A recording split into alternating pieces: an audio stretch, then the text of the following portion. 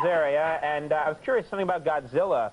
Yes. I thought you were very good in Godzilla. Well, thank you. But was it frustrating at all that there was no opportunity really there for you to use your vocal skills, really, other than just as an actor playing that part? Except to scream at it like an idiot? Yeah. Right.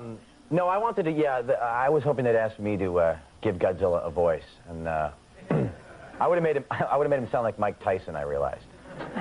Really? Yeah, I'm terribly sorry for the destruction and all the explosions and whatnot, but people, I have children to raise, but if I could reconsider the destruction of Manhattan, I would certainly justify it. Did you watch that movie? That was a good film, actually. Yeah. Godzilla is Mike. I also wanted to see Woody Allen in Godzilla. I thought that would have been a good movie. Yeah. It's a very large lizard, darling. It's really, forget his foot, just his prostate gland could flatten you. I need a fly swatter the size of Rhode Island over here. Thanks a lot. All right. Are there any... Please. No. I just engaged in show business begging. I just begged for applause there. Any way you can get applause. I guess so, yeah. I have a button under the desk that cues applause. I don't have that. I have to actually beg. Get the button. It's great. Are there any voices out there that really irritate you? I mean, anything that you hear this voice and it's a pet peeve of yours?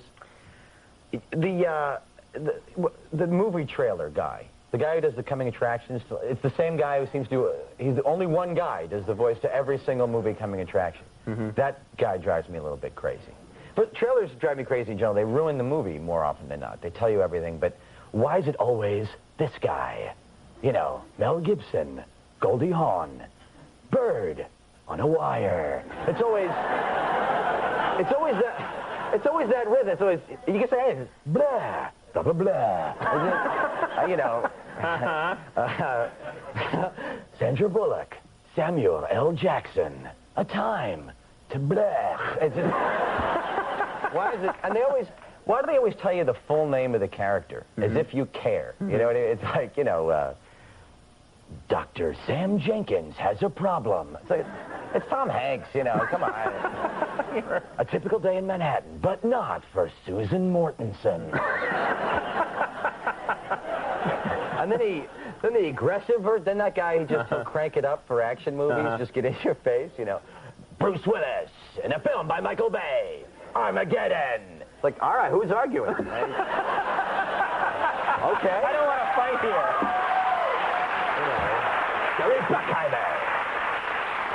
Do you call people? I imagine you calling people's answering machines and leaving really funny messages. No, or leaving leaving your own messages must be pretty good. I don't do that much anymore. When I was out of work and this talent had to go somewhere, Conan.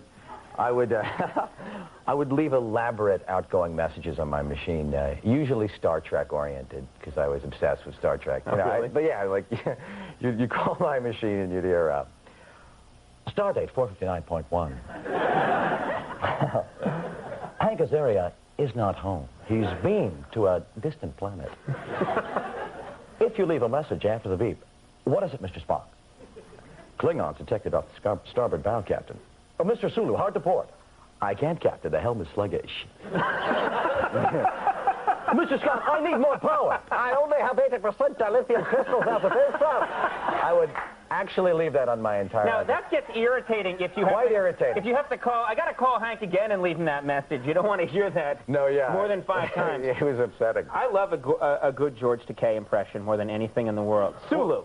I think that is the most... Because he did The Simpsons. He did it... Were you there? He was supposed to do one of my episodes. I wrote an episode where the town gets a monorail, and he was supposed to be... No, it's not. You don't applaud scripts that I got. Now you're begging for the applause. Yeah. Mr. Conan O'Brien. Yeah. No, but I wrote this episode, and he was supposed to be in that episode, and he said, forget it, I'm not doing it. It's like, what? It's The Simpsons. Everyone loves that. And so he didn't do it, but then Leonard Nimoy stepped up and said he would do it. And I was like, that's better. He outranks Sulu. This is perfect. It is. I don't, actually, he did Sulu. George Takei. Can we call him Sulu, please? Sulu. Yeah. Hey, that Sulu guy did the first one, remember? And then, but then he wouldn't come back. And then he did the first episode. He did one. Yeah. And then he wouldn't come back, I guess. That's what I ended up doing. He played Akira, the Japanese waiter. And I ended up doing that voice after that. And I always wondered why. I guess because George wouldn't come back. Someone alienated him. Probably me. I don't know what I did. No pun intended. Somebody else.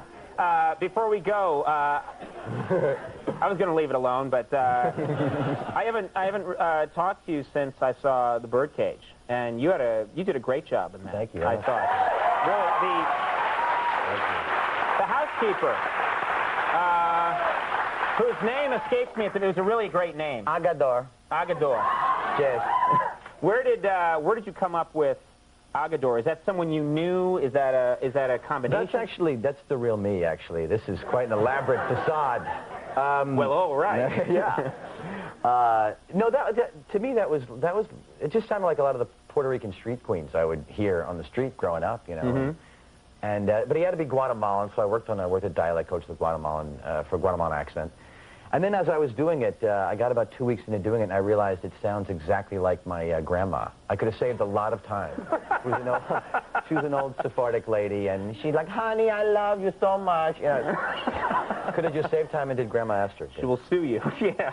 Godzilla. You're in a huge blockbuster.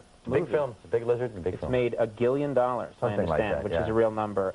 Congratulations on everything, and don't be a stranger. Come on back. I'd love to. It's really nice to see you again. Good to see you. Thank you. Hank Azaria, everybody. Patrick McNee is coming up. We'll take a break.